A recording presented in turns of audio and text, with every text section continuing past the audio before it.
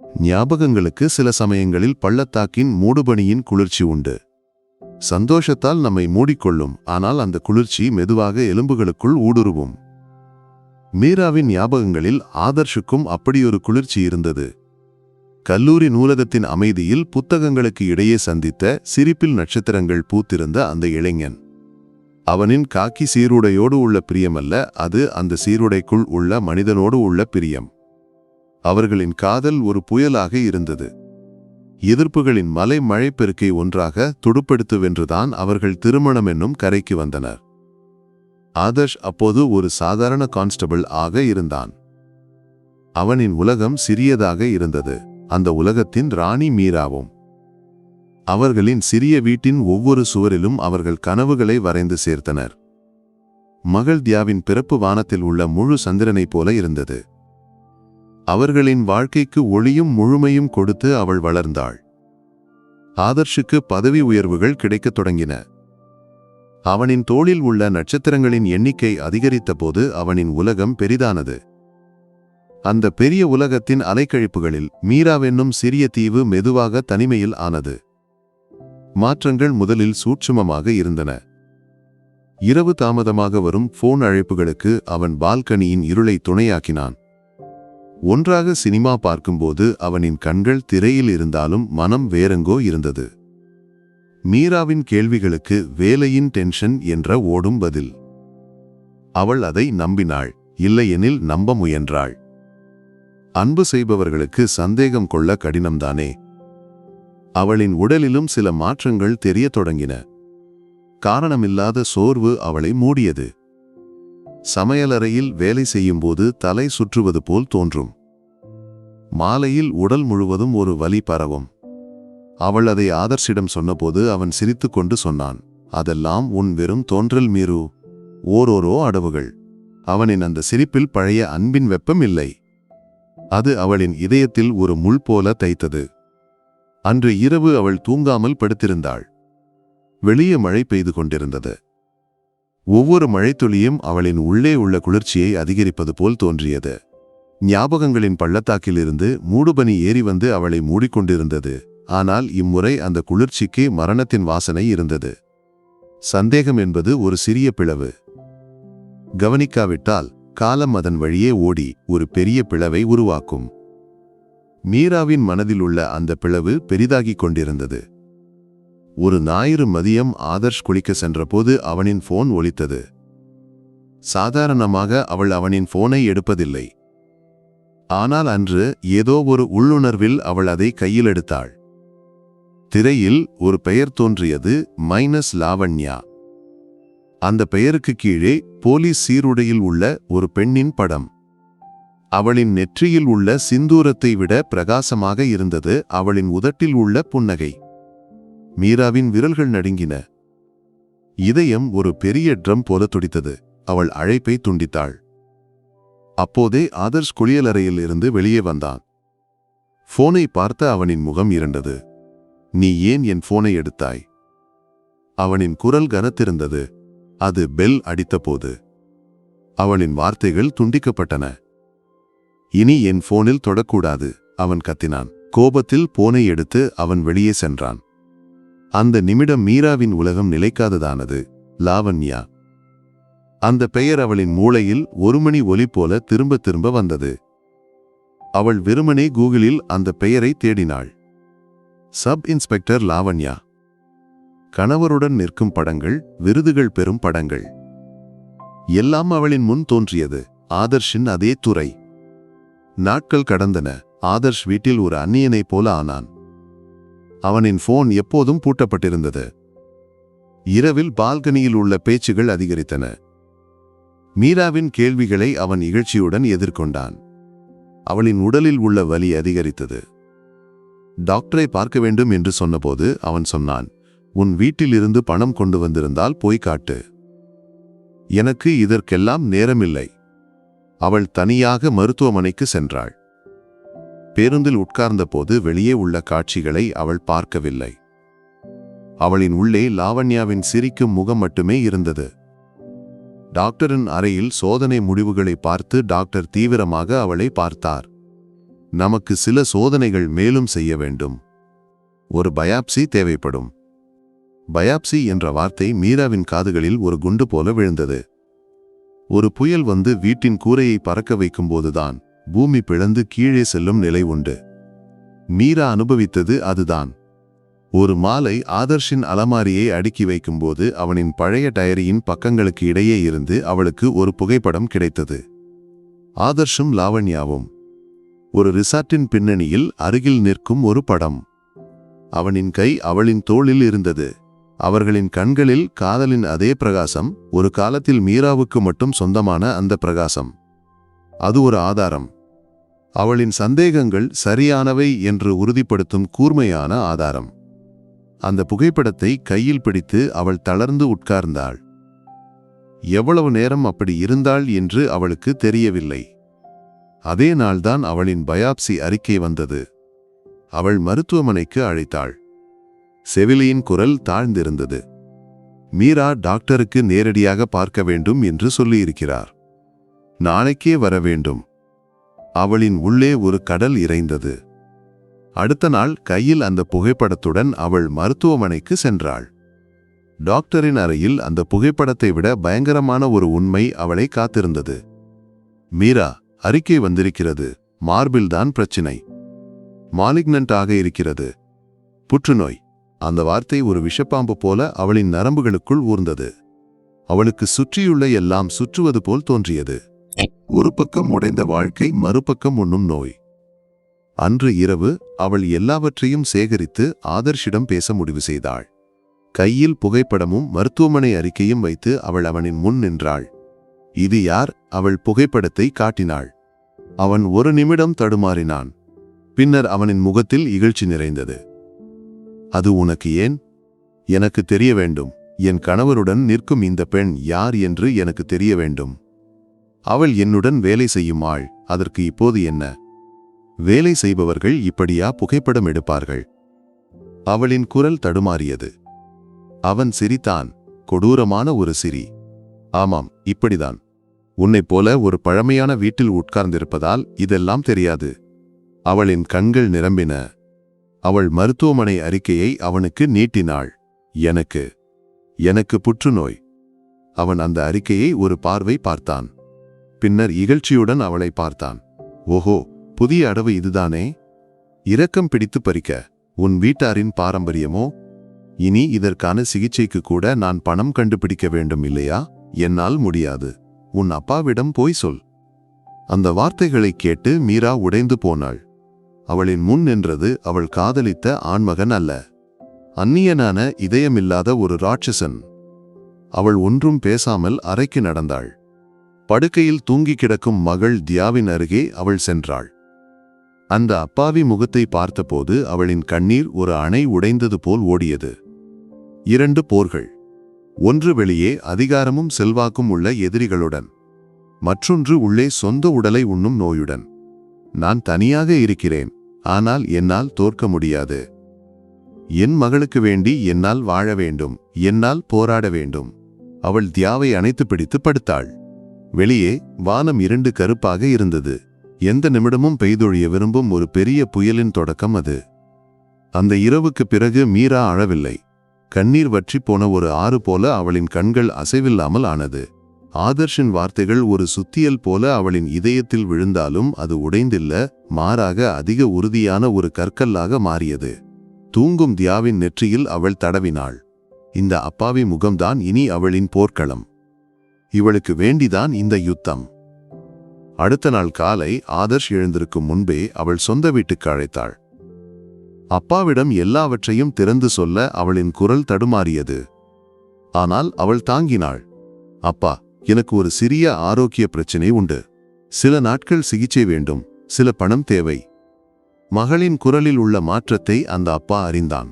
அதிக கேள்விகள் கேட்டு அவளை வருத்தப்படுத்தாமல் அவர் சொன்னார், மகளே, ஏன் பயப்படுகிறாய்? அப்பா இல்லையா இங்கே? பணத்தின் விஷயம் நீ பார்க்க வேண்டாம். அப்படி மீராவின் ரகசிய யுத்தம் தொடங்கியது. மருத்துவமனைக்கு உள்ள ஒவ்வொரு பயணமும் ஒரு ஓட்டமாக இருந்தது. ஆதர்ஷின் மற்றும் அவனின் வீட்டாரின் கண்களை ஏமாற்றி தியாவை அருகில் உள்ள வீட்டில் உள்ள நண்பியிடம் ஒப்படைத்து அவள் பேருந்து ஏறினாள். கீமோதெரபி என்ற வார்த்தையின் பயங்கரத்தை அவள் அறியத் தொடங்கினாள்.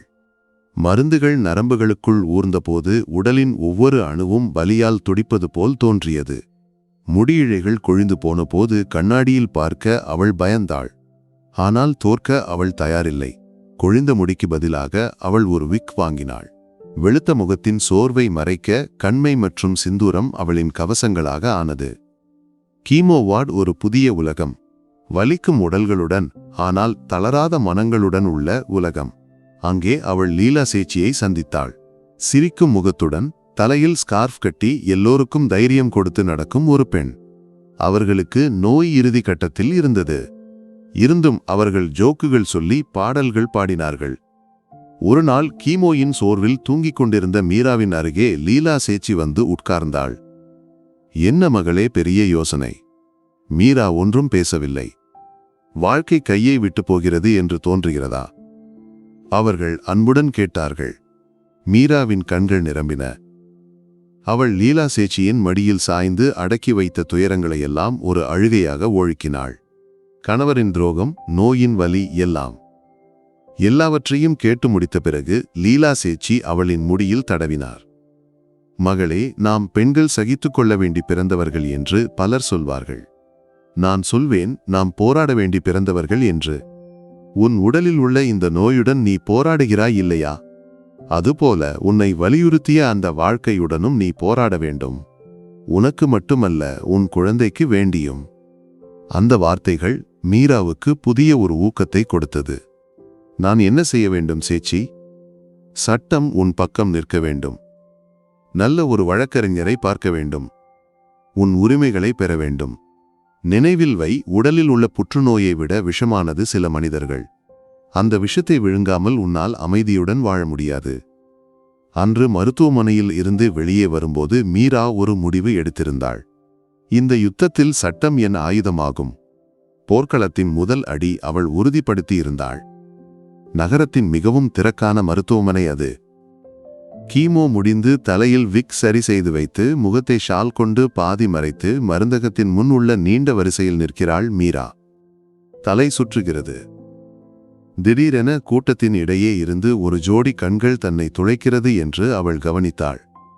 அமைதியான முகம், ஆனால் ஆழமான, ஏதோ தேடுவது போல் உள்ள கண்கள். 40க்கு அருகில் வயது தோன்றும் ஒருவர். அவர் அவளைத்தான் பார்த்து நிற்கிறார். மீராவின் பார்வை கண்டபோது அவர் திடீரென கண்களை திருப்பி விரைவில் நடந்து சென்றார். அந்த பார்வை மீராவின் உள்ளே ஒரு அச்சத்தை உருவாக்கியது. யார் அவர்? ஆதர்ஷின் யாரோ? தன்னை கண்காணிக்க ஏவப்பட்டவனா? அவளின் இதயம் வேகமாக துடிக்கத் தொடங்கியது.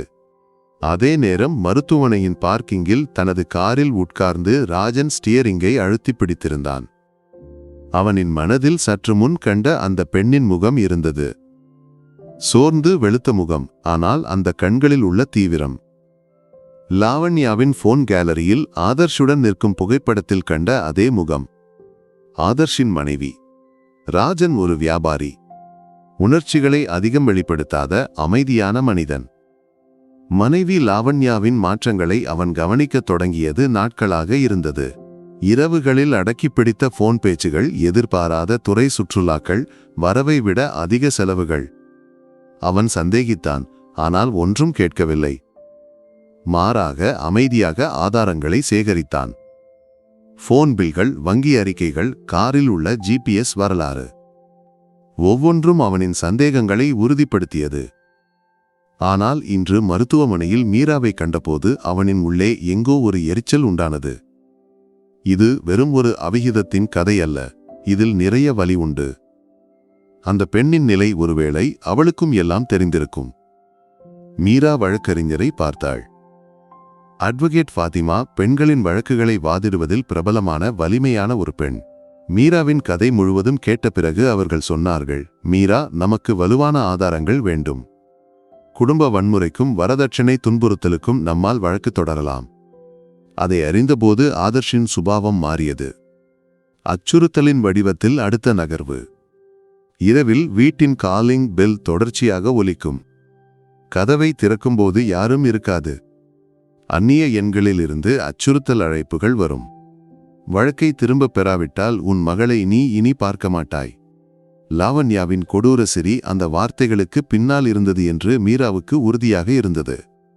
அவள் பயந்தாள், ஆனால் தளரவில்லை. ஒரு நாள் கோர்ட்டில் போய் திரும்பி வரும்போது அவள் தனது ஸ்கூட்டரை பார்க் செய்த இடத்துக்கு வந்தாள். ஹேண்டிலில் ஒரு பழைய பில்லின் துண்டில் ஏதோ எழுதி திணித்து வைத்திருந்தது. நடுங்கும் கைகளுடன் அவள் அதை எடுத்தாள். நீல மையில் ஒரே ஒரு வாக்கியம்: போராட வேண்டியது அவிகிதத்துடன் அல்ல, ஊழலுடன். மீராவின் உடல் ஒரு நிமிடம் உறைந்து போனது. இது யார்? இந்த வாக்கியத்தின் அர்த்தம் என்ன? இது ஆதர்ஷ் வைத்த புதிய கண்ணியா, அல்லது மருத்துவமனையில் தன்னை துளைத்த அந்த கண்கள்? அது ஒரு அஞ்ஞாத உதவியாளரினுடையதா? அவளின் யுத்தத்துக்கு புதிய ஒரு திசை கிடைத்துக் கொண்டிருந்தது. எதிரிகள் மட்டுமல்ல, ஒருவேளை நண்பர்களும் இந்த இருளில் எங்கோ மறைந்திருக்கிறார்கள். அவள் அந்த காகித துண்டை இறுக்கமாக பிடித்தாள். போராட வேண்டியது அவிகிதத்துடன் அல்ல, ஊழலுடன். அந்த ஒரே வாக்கியம் மீராவின் தூக்கத்தை கெடுத்தது. அந்த காகித துண்டை அவள் தனது டயரிக்குள் பாதுகாப்பாக வைத்தாள். யார் அதை எழுதியது? ஏனாக இருந்தது? ஒவ்வொரு கேள்விக்கும் அவளின் மனதில் பதில் இல்லை. அது ஒரு கண்ணியா என்று அவள் பயந்தாள். அடுத்த முறை அட்வொகேட் ஃபாத்திமாவை பார்த்தபோது மீரா அந்த காகிதத்தை அவர்களுக்கு காட்டினாள். எல்லாவற்றையும் கேட்டு முடித்த பிறகு ஃபாத்திமாவின் முகம் தீவிரமானது. மீரா, இதை பாதுகாக்க வேண்டும். இது ஒரு கண்ணியாக இருக்கவும் வாய்ப்பு உண்டு. ஆதர்ஷுக்கு உன்னை விட நன்றாக சட்டம் தெரியும். ஒருவேளை உன்னை தவறான திசையில் நடத்த ஒரு முயற்சியாக இருக்கலாம் இது. ஃபாத்திமாவின் வார்த்தைகள் மீராவின் பயத்தை அதிகரித்தது. அவள் மீண்டும் குழப்பத்தில் ஆனாள். அதே நேரம் ராஜநட்சத்தில் இருந்தான்.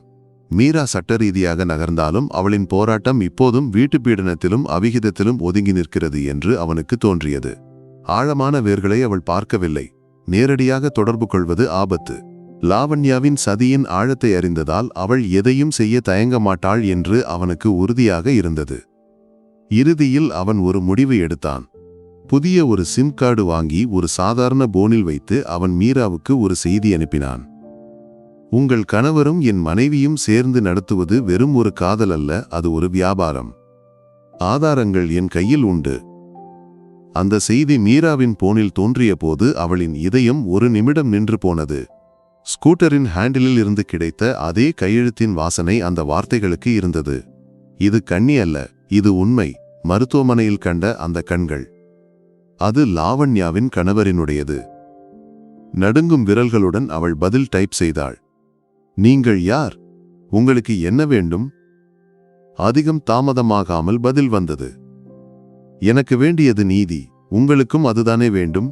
நேரில் பார்க்க முடியாது, ஆனால் நான் உதவலாம். அவர்களின் பொருளாதார இடபாடுகளை கவனி. நீ அறியாத வழிகளில் பணம் ஓடுகிறது. அந்த செய்தி மீராவின் முன் புதிய ஒரு கதவை திறந்தது. ஊழல், வியாபாரம், பொருளாதார இடபாடுகள். அவளின் யுத்தத்தின் போர்க்களம் அவள் நினைத்ததை விட பெரியது.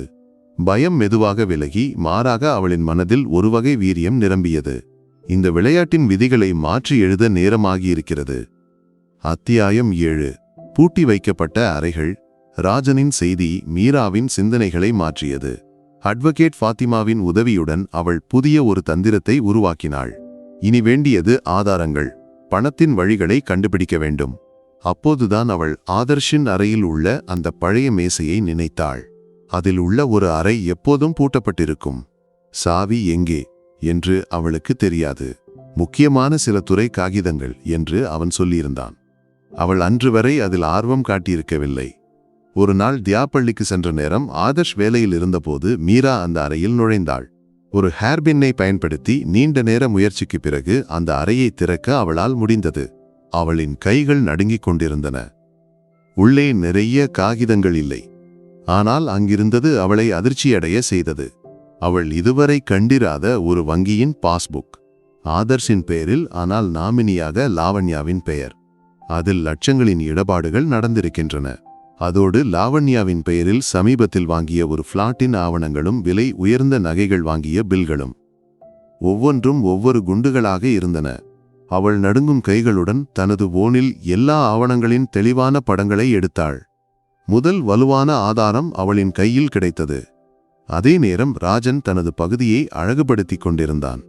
லாவண்யாவின் நகர்வுகளை அவன் கண்காணித்துக் கொண்டிருந்தான். நகரத்தின் குற்றப்பெயர் பெற்ற ஒரு ஃபில்டருடன் அவள் பலமுறை சந்திப்பு நடத்துவதை அவன் கண்டுபிடித்தான். ஆதர்ஷும் லாவண்யாவும் தங்களின் போலீஸ் அதிகாரத்தை பயன்படுத்தி அந்த ஃபில்டரின் சட்டவிரோத கட்டுமானங்களுக்கு உதவி செய்கிறார்கள் என்றும் அதற்கு பிரதிபலனாக பணம் பெறுகிறார்கள் என்றும் அவனுக்கு தெளிவானது. ஒரு கஃபேயில் அவர்கள் பேசுவதை தொலைவில் இருந்து அவன் ரெக்கார்ட் செய்தான்.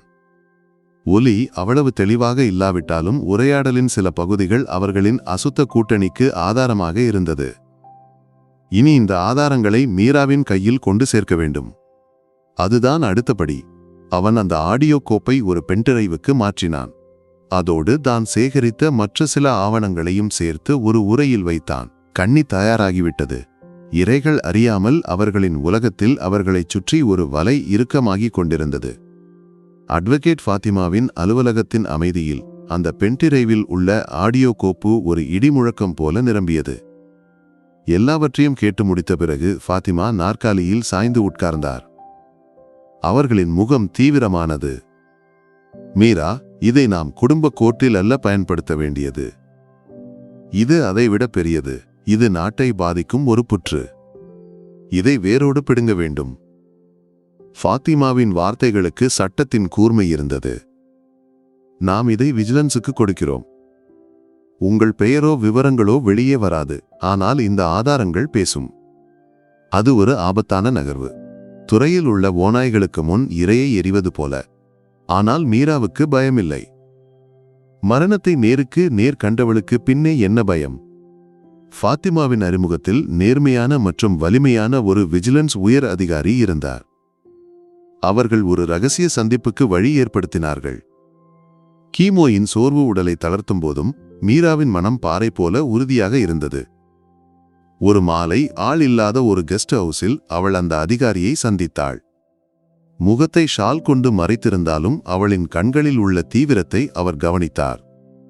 அவள் அந்த பென்டிரைவையும் தான் சேகரித்த ஆவணங்களையும் அவருக்கு கொடுத்தாள். எல்லாவற்றையும் சோதித்த பிறகு அவர் அவளை பார்த்தார். நீங்கள் தைரியமான ஒரு பெண். இந்த ஆதாரங்கள் போதும் இவர்களின் சாம்ராஜ்யத்தை உடைக்க. உங்கள் பெயர் எந்த காரணத்தாலும் வெளியே வராது என்று நான் உறுதி கொடுக்கிறேன். இனி எல்லாம் சட்டத்தின் வழியில் நடக்கும். அந்த வார்த்தைகள் ஒரு உறுதி. புயலுக்கு முன் உள்ள அமைதி போல நாட்கள் கடந்தன. ஆதர்ஷோ லாவண்யாவோ ஒன்றும் அறிந்திருக்கவில்லை. அவர்கள் தங்களின் வெற்றிகளை கொண்டாடிக் கொண்டிருந்தார்கள். மீராவின் வழக்கு பலவீனமானது என்றும் அவள் தோற்கப் போகிறாள் என்றும் அவர்கள் நம்பினார்கள். மீராவோ தனது யுத்தத்தின் அடுத்த கட்டத்துக்கு நுழைந்திருந்தாள். மருத்துவமனையின் கீமோ வார்டில் அவள் தனது உடலுடன் உள்ள போராட்டத்தை தொடர்ந்தாள். ஒவ்வொரு நாளும் அவள் தன்னிடம் சொன்னாள், என்னால் வெல்ல வேண்டும். என் மகளுக்கு வேண்டி. அத்தியாயம் 11. இரட்டை வெற்றி. மருத்துவமனையின் அறையில் லீலா சேச்சியின் மடியில் தலை வைத்து படுத்திருந்தாள் மீரா. கீமோயின் வலி அவளை தளர்த்தியிருந்தது. டிவியில் பழைய ஒரு சினிமா ஓடிக்கொண்டிருந்தது. திடீரென சினிமா நிறுத்தப்பட்டு திரையில் பிரேக்கிங் நியூஸ் தோன்றியது. ஊழல் வழக்கில் சப் இன்ஸ்பெக்டர் ஆதர்ஷும் சக ஊழியரான பெண் அதிகாரியும் விஜிலன்ஸ் கஸ்டடியில். விரிவான முறைகேடுகள் கண்டுபிடிக்கப்பட்டது. செய்தி வழங்குனரின் குரல் அறையில் எதிரொலித்தது. ஷால் கொண்டு முகம் மறைத்து கைகளில் விலங்குடன் போலீஸ் வாகனத்தில் ஏற்றப்படும் ஆதர்ஷின் மற்றும் லாவண்யாவின் காட்சிகள் திரையில் நிரம்பின. அவர்களின் அகங்காரத்தின் முகமூடிகள் அழிந்து விழுந்திருந்தன. மாறாக பயமும் அவமானமும் நிழலித்த முகங்கள். வார்டில் உள்ள எல்லோரும் டிவி முன் கூடினார்கள். லீலா சேச்சி மீராவின் கையை இறுக்கமாக பிடித்தார். அவர்களின் கண்களில் ஒரு சகோதரியின் பெருமை நிரம்பியது. மீராவின் கண்கள் நிரம்பி ஓடின. ஆனால் அது வலியின் கண்ணீர் அல்ல, வெற்றியின் கண்ணீர். அவளின் வெளியே உள்ள எதிரிகள் சட்டத்துக்கு முன் சரணடைந்திருக்கிறார்கள். அதே நிமிடம் டாக்டர் ஒரு புன்னகையுடன் அறைக்குள் நுழைந்தார். கையில் அவளின் சமீபத்திய மருத்துவ அறிக்கை இருந்தது. மீரா, ஒரு சந்தோஷ செய்தி உண்டு. டாக்டர் அவளின் அருகில் உட்கார்ந்தார். சிகிச்சை பலன் கொடுக்கிறது. டியூமர் கணிசமாக சுருங்குகிறது. நாம் இந்த யுத்தத்தை வெல்வோம். அந்த வார்த்தைகள் ஒரு அமிர்தம் போல மீராவின் காதுகளில் விழுந்தது. அவளின் உள்ளே உள்ள எதிரி தோல்வியை ஒப்புக்கொள்ளத் தொடங்கியிருக்கிறான். ஒரே நாள், ஒரே நிமிடம் அவள் 2 யுத்தங்களை வென்றிருக்கிறாள். வருடங்களுக்குப் பிறகு முதல் முறையாக அவள் வலியில்லாமல் சுமையில்லாமல் ஆறுதலுடன் அழுதாள். அது மறுபிறப்பின் கண்ணீர். புயல் முடிந்துவிட்டது. இனி தெளிந்த வானத்தின் நாட்கள், விசாரணையின் நாட்கள் ஒரு குளிர்காற்று போல கடந்தன. மீராவின் மற்றும் ராஜனின் பெயர்கள் எங்கும் எழவில்லை. அவர்கள் கொடுத்த ஆதாரங்களுக்கு சட்டத்தின் இரும்பு போன்ற வலிமை இருந்தது. ஊழலின் மற்றும் துரோகத்தின் ஒவ்வொரு அடுக்கும் கோர்ட்டில் வெளிப்படுத்தப்பட்டது. பத்திரிகைகள் அந்த செய்திகளை கொண்டாடின. சீருடையில் உள்ள ஓநாய்கள் என்ற தலைப்பில் அவர்களின் கதைகள் நாடு முழுவதும் பாட்டானது.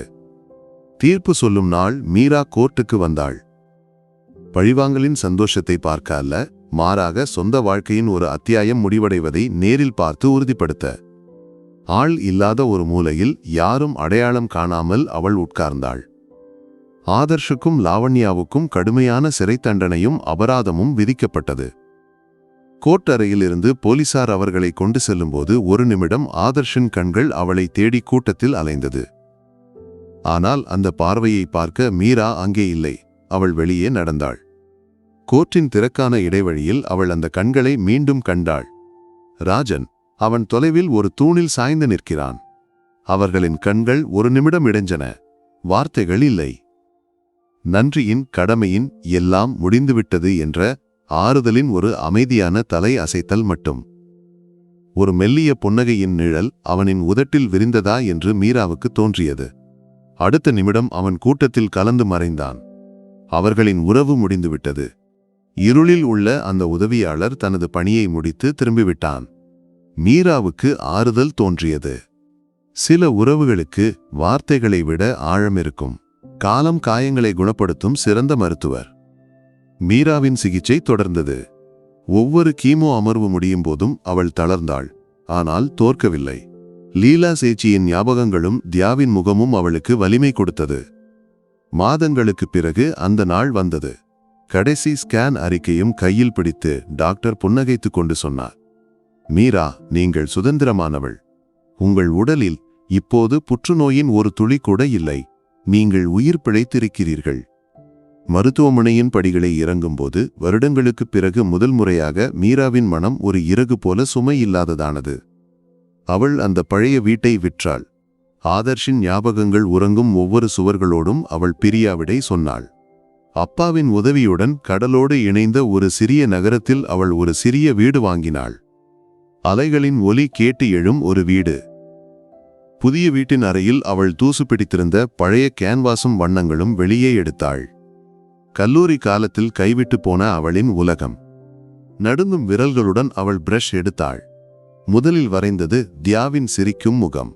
பின்னர் அவளின் கேன்வாஸில் வண்ணங்கள் ஒரு கொண்டாட்டம் போல பரவியது. 2 வருடங்கள் கடந்தன. மீரா இப்போது ஒரு அறியப்பட்ட ஓவியர். அவளின் ஓவியங்களுக்கு கோரிக்கையாளர்கள் அதிகம். அதிஜீவனம் என்ற பெயரில் அவள் நடத்திய ஓவிய கண்காட்சி பெரிய வெற்றி. அதோடு அவள் குழந்தைகளுக்கு ஒரு சிறிய ஓவிய வகுப்பும் நடத்துகிறாள். தியா இப்போது சமர்த்தான ஒரு 4ஆம் வகுப்பு மாணவி. அவளின் உலகம் சந்தோஷம் மற்றும் பட்டாம்பூச்சிகளால் நிரம்பியது. ஒரு மாலை அம்மாவும் மகளும் கடற்கரையில் உட்கார்ந்திருந்தார்கள். அஸ்தமன சூரியன் வானத்தில் சிந்தூரம் தூவுகிறான். மீரா தனது புதிய ஓவியத்தின் இறுதி மெருகூட்டலில் இருந்தாள். ஒரு பெரிய கேன்வாஸ். அதில் இருண்டு மூடிய ஒரு புயல் வானம் உண்டு. ஆனால் வானத்தின் ஒரு மூலையில் கருப்பு மேகங்களை பிரித்து வலிமையான ஒரு சூரிய கதிர் பூமிக்கு விழுகிறது. ஓவியத்தை பார்த்து தியா கேட்டாள், அம்மா, ஏன் வானத்தின் ஒரு பகுதியில் மட்டும் இவ்வளவு ஒளி? மீரா பிரஷை கீழே வைத்து மகளை அணைத்து பிடித்து வானத்தை பார்த்தாள். அவளின் முகத்தில் அமைதியான ஒரு புன்னகை இருந்தது. அங்கேதான் மகளே, மிக பெரிய இடிமின்னல் இருந்தது. அவள் மெதுவாக சொன்னாள். பெரிய புயலுக்கு பிறகுதான் வானம் மிக அழகாக தெளிகிறது. அவர்கள் ஒன்றாக அந்த அஸ்தமயத்தை பார்த்து உட்கார்ந்திருந்தார்கள். அலைகள் அவர்களின் காலடிகளை அழித்து கொண்டிருந்தன. கடந்த காலத்தின் காயங்களை மங்கச் செய்வது போல. நாளைய பொழுதின் வாக்குறுதியுடன் ஒரு புதிய இரவு அவர்களை மூடியது. இனி அவர்களின் வானத்தில் புயல்கள் இருக்காது, ஒளி மட்டுமே இருக்கும்.